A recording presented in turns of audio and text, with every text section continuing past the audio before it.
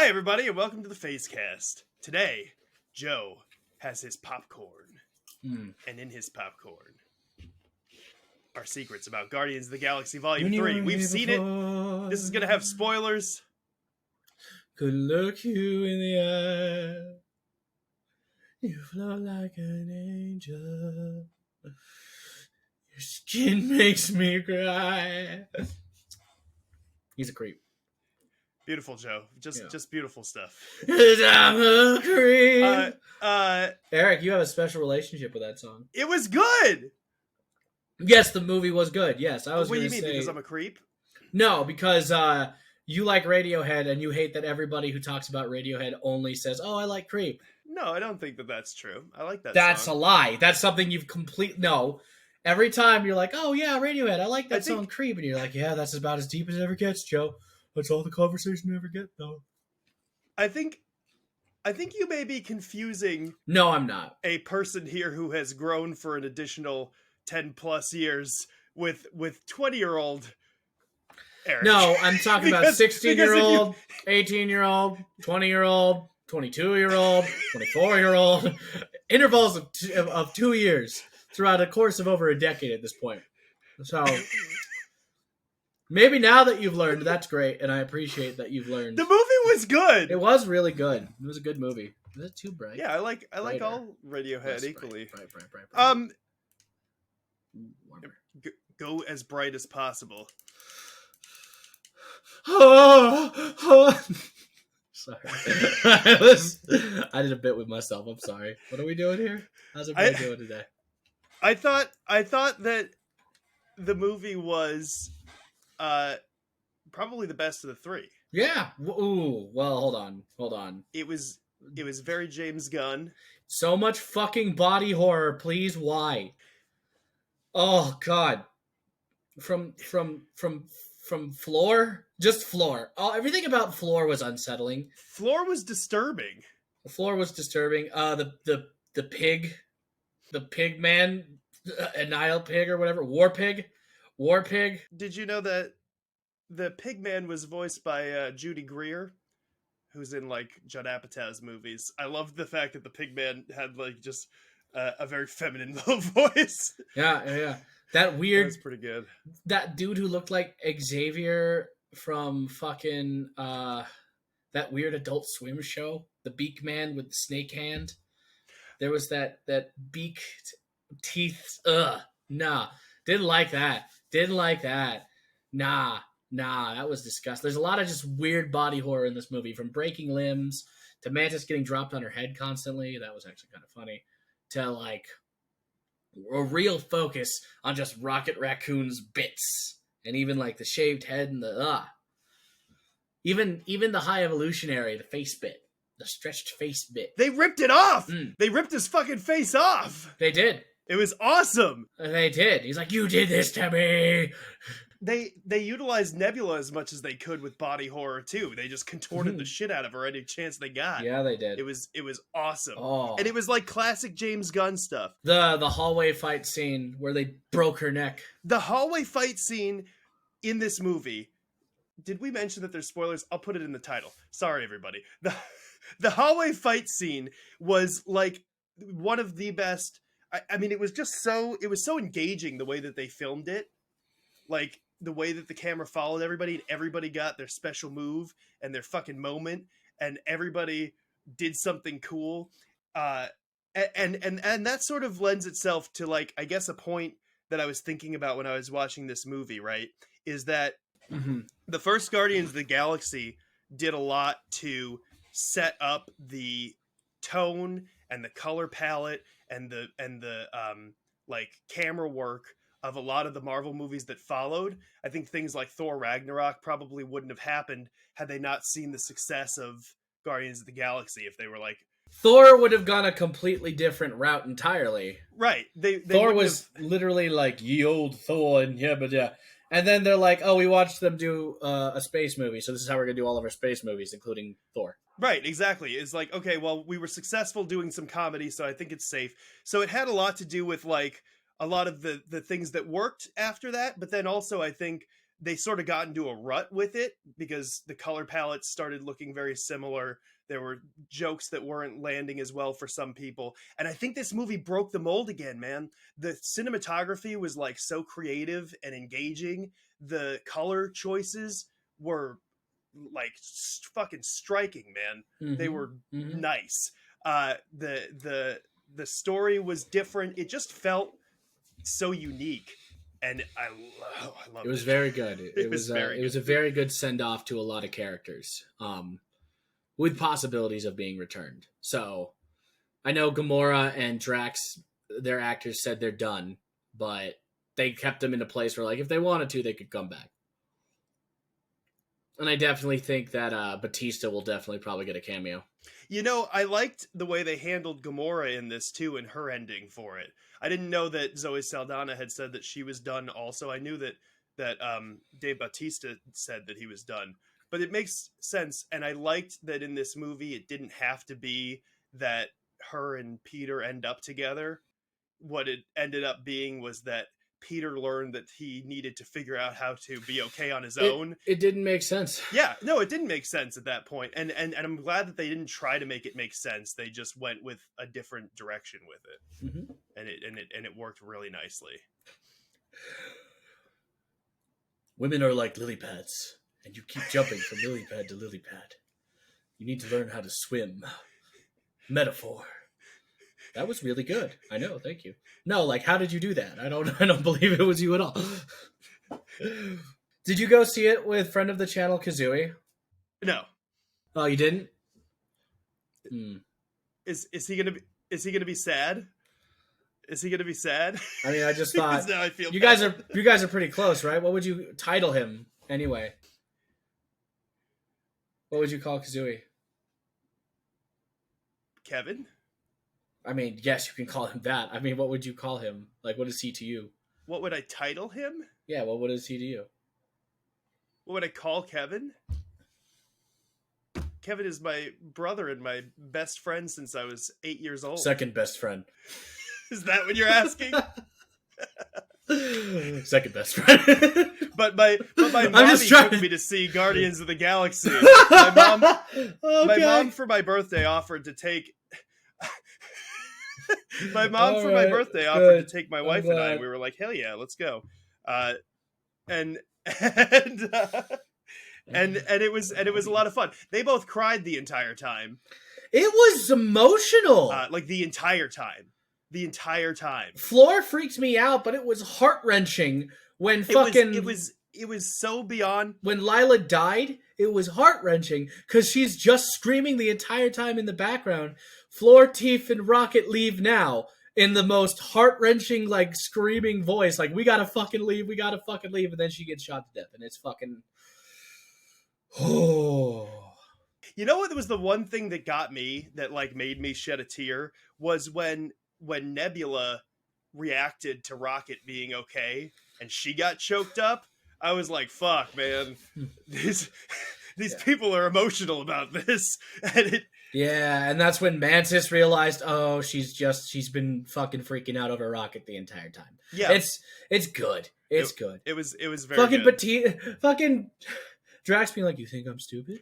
Yes. And then just the like legitimate sadness in his face. He's like, forget. Like, you're lucky I am very strong and was able to open the... Batista was amazing. Batista's always good in this as Drax, but he was so good. So, speaking of Dave Bautista and his acting ability, I think that you're right. He's always good in this. But I mean, he was in the first scene of Blade Runner 2049, and he set the fucking tone for that movie. It was insane. And he was great in Glass Onion too.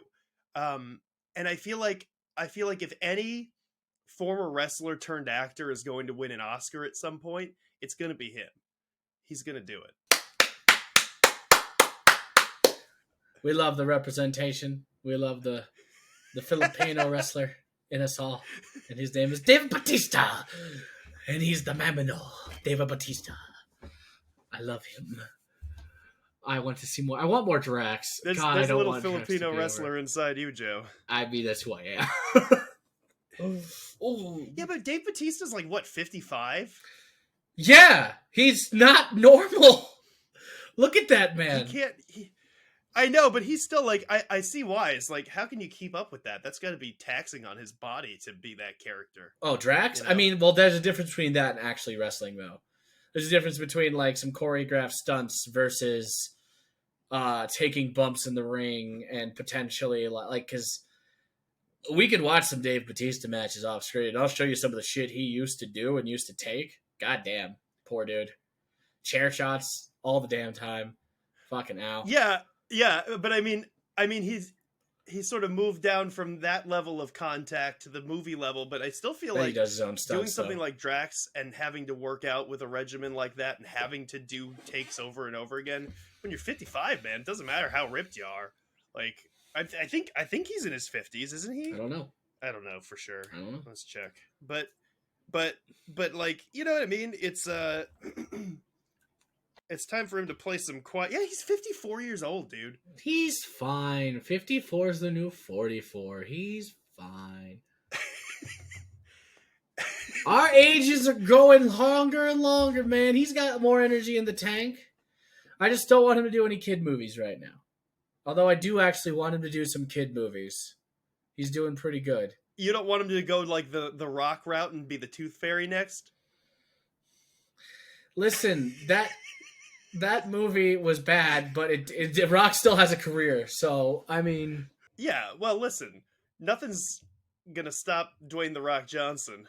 I mean, except for James Gunn now. James Gunn is gonna stop Dwayne The Rock Johnson from taking over DC like he wanted to. He is. That's, James Gunn earned it, man. You mentioned at the beginning of this the body horror aspect of it.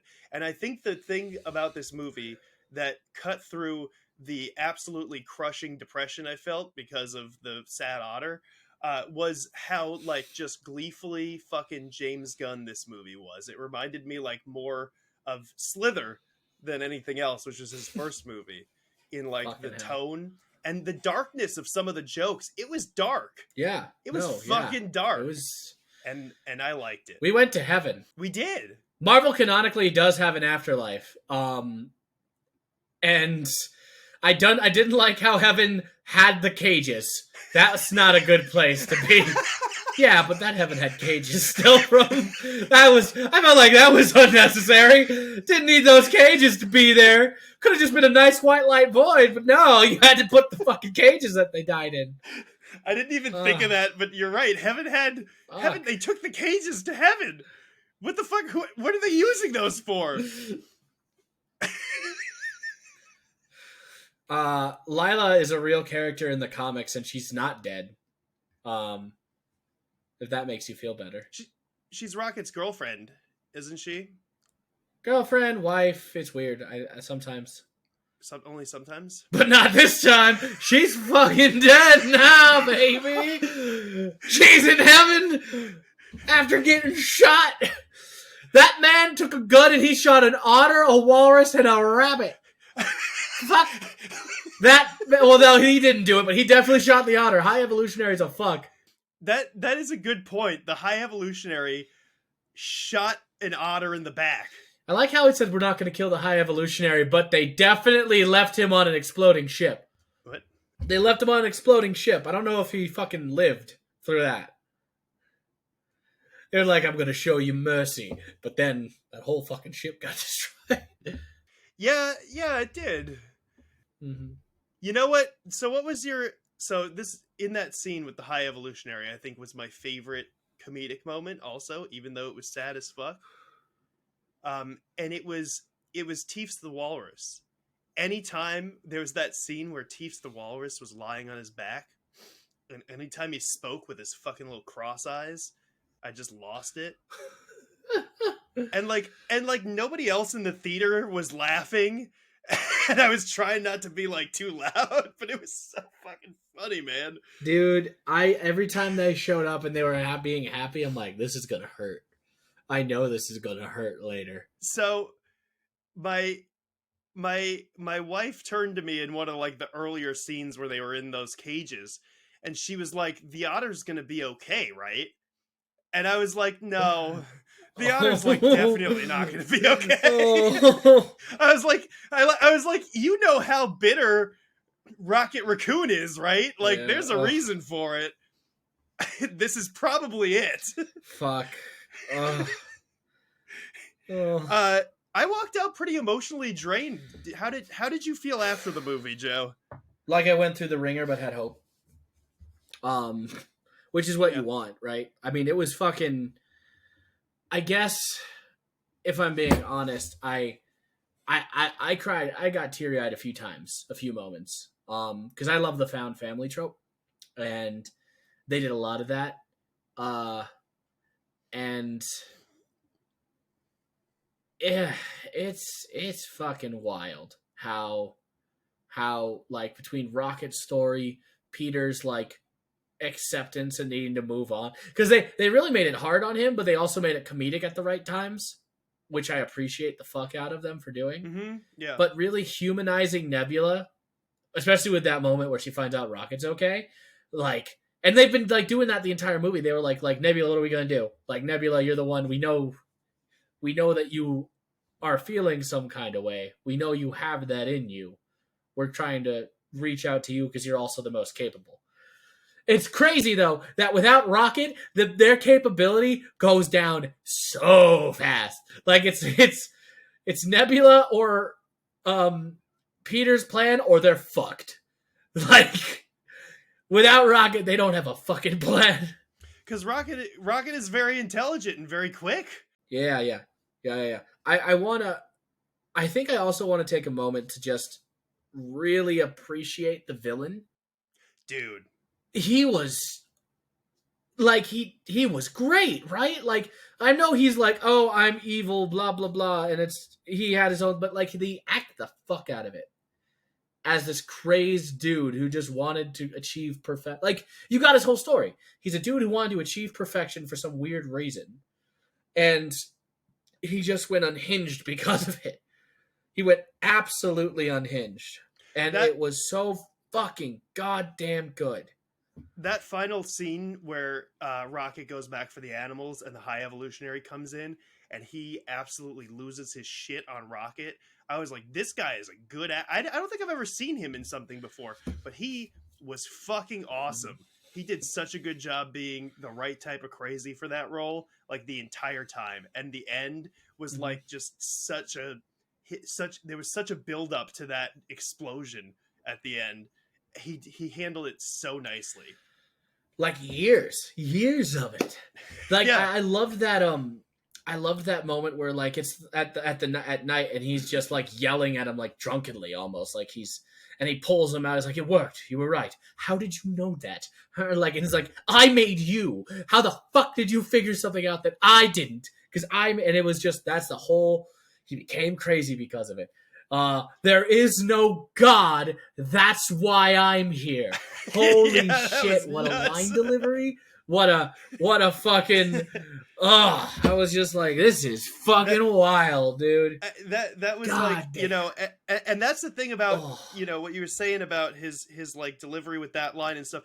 You just really got a sense that actor, I don't know his name, but that actor understood that it was years of this guy's life, and it was like an obsession and his time wasted, and you could just tell that he invested himself in that character and what the character was like experiencing. It was very fucking good. Can we also talk about what? Oh, I'm gonna butcher his name. Chukwudi Iwuji? I think can't say this. Actually he was in something that I saw. Anyway, can we also take a moment for Cosmo the fucking space dog? Cosmo the space dog. I love Cosmo, dude. A good bit. Cosmo is more than just a good bit, Joe. I am not a bad dog. Take it back. Did you play the Guardians of the Galaxy video game? I did not. It's on the list. Yeah, so Cosmo is in that, and then when I saw Cosmo in the holiday special, I was like, "Fucking Cosmo's in this shit." Mm-hmm. I was so excited. I love Cosmo except for one video game. I hate seeing Cosmo. What?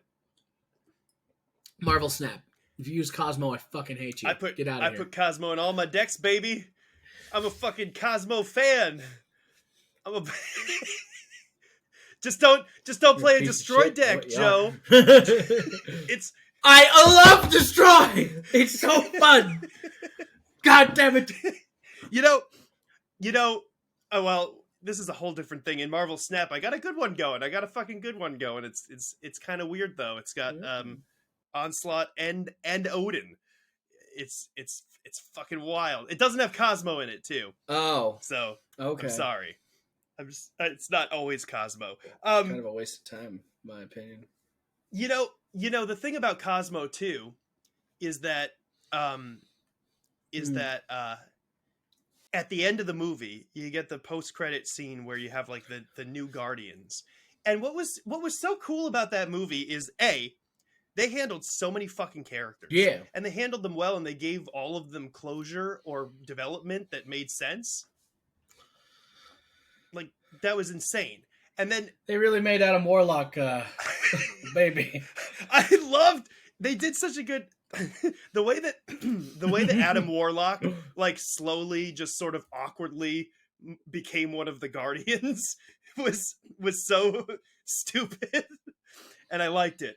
But yeah, they had all that character development going on, and then at the end they had the new Guardians. And the thing is that they were able to. I feel like James Gunn made it in a way that they were able to close out these characters that I felt attached to, without feeling like I needed them moving forward. No, because I felt content about where they ended up. Absolutely. And then I also felt content about a new Guardians. Like if it were those guys, I'd still be excited to see the movie. I like that Rocket's in charge. He should be. It's gonna be good. I didn't realize one of those little girls was gonna be Phyla. That's crazy. Definitely a different thing, but okay. Phyla-Vell. Who's Phyla? Phyla-Vell. She's she was a Captain Marvel, and then she got her own. She was the little girl in the new Guardians team. Yeah, well, I know that, but like, as far as the comics go, like, what role does she play? What do you know about her? She was a Captain Marvel for a time. She's the daughter of Mar-Vell, and I forget who else. So they've definitely changed her origin for this, but she's got super strength. She's got some. They showed off her hands glowing in her eyes, so maybe she'll have her weird quantum powers too. But strong, decent character. She died once, then she got a sword. It's fine. I don't know what they're going to take her. I don't know. Listen, I don't know every single Marvel character. I know in general, like some things from when I've read like Guardians or when I've read Avengers comics and other characters show up. But like, I don't know much about her other than she's got like a weird superhero lineage that they're ignoring for this just to have her on the Guardians team. And I'm fine with that. Well, that's more than I knew. So good job, man. I don't know if a lot of Phyla characters are going to be, I don't know, a lot of Phyla stands are going to be like, oh, they fucked her up. I don't know if we're going to get that. But I mean I feel like you could make that argument for like all the Guardians characters. They're all pretty different from the comic book appearances before the movies. Oh yeah. But they handled them well, so it's cool, man. It was cool. Talking about how Groot's just fucking rad this whole movie. Like full on, like he got his head cut off, but he regrew that shit back as soon as he could. This Groot's fucking crazy. Groot, go kaiju. No, do not go kaiju. Holy shit. He's got a kaiju form? What? I like that Groot ended up being chonky this time. He really filled out when he grew back. You know what? He shoved roots into a man's mouth and then grew them. He grew roots into a man's mouth and then grew them out of his body, like protruding. That's fucking horrifying. That's a terrible way to die. That's the stuff that reminded me of Slither. The hallway. That's the stuff that like reminded me of that movie. It was like shit going into people's mouths and fucking being bent into it was so good. Groot at the end, when he says "I love you guys," I didn't even think of this, but then I read an article where they were talking about it. That was because we're part of the Guardians now. Yeah, I got that. I got that the moment he said it. I was like, oh, that's great. That's good. That's a good feeling to have. Because they literally did that scene before. They literally did the scene with Gamora to show it off. Where she started understanding him. Yeah. Yeah. Exactly. To be like, oh, she understands him now because she's remembering she's a Guardian even though she's not. And then same thing. That was good. That was good. I like Kraggle's beard belly. That's my favorite. I didn't even notice he has a He's always got a paunch. Beer belly? He's got a distinct little paunch, yeah. It is great. Cause all he's doing is wandering around nowhere. Well, yeah, like, she's a good dog. Yeah. he just hangs out with pajamas or yeah. That was good. They got Yondu back. Oh, that was a good send off. I'm glad Yondu got to be in all three. Well, Michael Rooker's always down for a James Gunn project, it seems. I think he's been in... Well, I don't know if he was in Super, but he's the guy who swells up in the barn in Slither. And man, is it's something. Ew. They needed Michael Rooker for that send-off for Kraglin. It was very important that he showed up, and it was nice to see him. Yep. That means he's been involved in every single Guardians project. Yeah. Including the Christmas special. Well, I guess it doesn't count as a Guardians project, but I was going to say, yeah, I don't remember... Well, not the Christmas special, but the Avengers movies. That's not a Guardian. So, okay. When was he in the Christmas special? That's why we know he likes the little trinkets. That's right. That was the whole bit. The cartoon. He was like the cartoon. Yeah. Well, it was like, you say cartoon, but that felt like a rotoscope. I might have to watch it again. I think it was rotoscope. Yeah, you're probably right. It probably was. Boy, what do you think they mean that Star-Lord's going to be back? What do you mean? He's going to be back. Yeah, but where are they going to put him? I mean, he's on Earth, so they could do Earth stuff with him. I want him to go back with Thor. Here's the thing, right? Here's the thing. I think because I don't think the Guardians are over. We're gonna get more Guardians movies. They're too fucking good to not do another movie, right? And they just kind of left it open ended for Mantis and Peter to come back because they're probably gonna have them involved in other projects. I wouldn't be surprised if Peter ended up in like either a Spider-Man or something else, and with the same comedic feature, or if Mantis ended up in the Marvels in November. You think Mantis would end up in the what? Okay, yeah, I mean, yeah, as a cameo, just because they're in space doing random shit, and if she went off to do whatever, maybe she'll show up. Who knows? Yeah, I guess she got a lot of character development in this movie, and I feel like Mantis's character is definitely not done because they had her as a big focus in the Christmas special and in this movie. We're not going to put that much effort into it without it being done. She's going to show up again sooner rather than later, I think. Her connection to Peter too makes it, so that they can draw her back in his movie, or they can draw her back in some other thing. Yeah, I don't know. How do you feel? Did you see the Marvels trailer before the movie? What'd you think? I'm excited. This is what I wanted. I wanted, her fangirling over Captain Marvel and Nick. Like, she's just the fangirl over the Marvel shit, and there she is. She gets to do it. We're a team. We're not a team. Like, I'm excited to see that actress be in a movie because I really enjoyed her series, and I really. And just enjoyed her as an actress. I think she's a very good young superhero, and we're getting a lot of those coming up. We've talked about how the Young Avengers is probably going to be a thing sooner too, and with from the Hawkeye series to Miss Marvel, hell, you can throw Spider-Man in it because he's young enough to be like a good leader of the team. In my opinion, he can be the Tony Stark, And now we've got Love from Love and Thunder, and now Phyla's old enough. She's a fucking kid. Fucking throw her in that. We could just have all the Young Avengers. Here we are. need to set up the next phase. Yeah. Is what this feels like. We got a lot of building to do. So I'm excited. Now I need some weirder characters. That's true. They are sort of like they're like pre-positioning. They're pre-positioning all these kids into this thing, and we've talked on the show too. I feel like both of us really enjoyed her in Miss Marvel. She fucking killed it. So yeah, it'll be interesting to see her do a whole movie. We need weird characters, Joe. By the way, like Howard the fucking Duck. He Howard was in the there. Duck.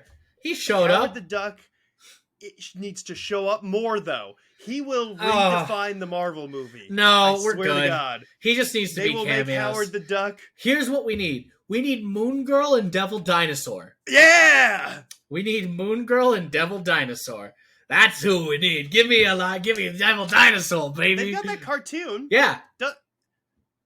With a fucking they're bopping theme song. Watch the cartoon. Theme song. I fucking have the theme song on my playlist. It's fucking great. Okay. No, I haven't watched the cartoon, but I like those characters in general. I would be so down for that. It's definitely and that's the weird stuff. I feel like is the future of a younger crowd show. It's definitely references and like it's still like good. The shows for kids. Yeah, well, yes, but it's also for the younger generation. Like they make jokes where I'm like, okay, well, that's a younger generation joke for sure. I'm old now. And I can see why it's funny for them, but I don't know if I like it. But I think that you're right. I think that's the future. That's what I guess I mean about Howard of the Duck is Howard of the Duck. Jesus Christ. And that's what I mean about Howard the Duck is that I feel like is the future of the Marvel movies. At some point, that's going to be like a whole phase of just really weird shit. Like I forgot we have Scar too. We can throw Scar. Sorry, I just we have Scar, son of Hulk. Like from The Lion King? No. Oh, that's right. yeah, we do have Scar. No, we do have Scar. That's cool. They'll do something with him. We got to wrap this episode up, Joe. You got any final thoughts on fucking any shit? It was very fitting for them to put a 2000 song as the last bit. And Happiness was a very good choice. That was really good. That was like the whole... Dog Days Are Over. Dog Days Are Over. Like, fucking... The whole soundtrack was great. It's always been great. Fucking... Mm-hmm. It was good. It was good to see it. It was good to see Rocket in a place of leadership. The post-credit scenes were great. Both him as the leader and then also Star-Lord just eating cereal, complaining about a dude who's like, I mean, if he's 45, he's going to watch me mow the lawn. I think something's fucking wrong with that. Like, that's the most realist conversation I've ever... Yeah. But I am hopeful again for not only the future of Marvel, but for the future of DC with James Gunn in charge. It's in good hands. I think James Gunn is going to handle Superman well as well. They had some great flying scenes with Adam Warlock in that made me pretty confident about how that's... I forgot, we didn't talk about the stupid Adam Warlock scene where I thought, oh, we are killing Peter? Are we just doing it in the stupidest way? And then it's, the fucking... Yeah, the fingers. Fucking hell. Also, did that look cool? Is one of my favorite fucking lines now. Did that look cool? And his face was all like fucked up. They did the Michelangelo bit. Great movie, man. Yeah. I loved it. I fucking loved it. Oh, that's Guardians 3. You know what else I'm excited for? And then we'll get out of here. Tears of the Kingdom is coming out. Tears of the Kingdom. Anyway, we'll talk about that next week. Thank you for spending some of your time with us. Goodbye, everybody. Goodbye.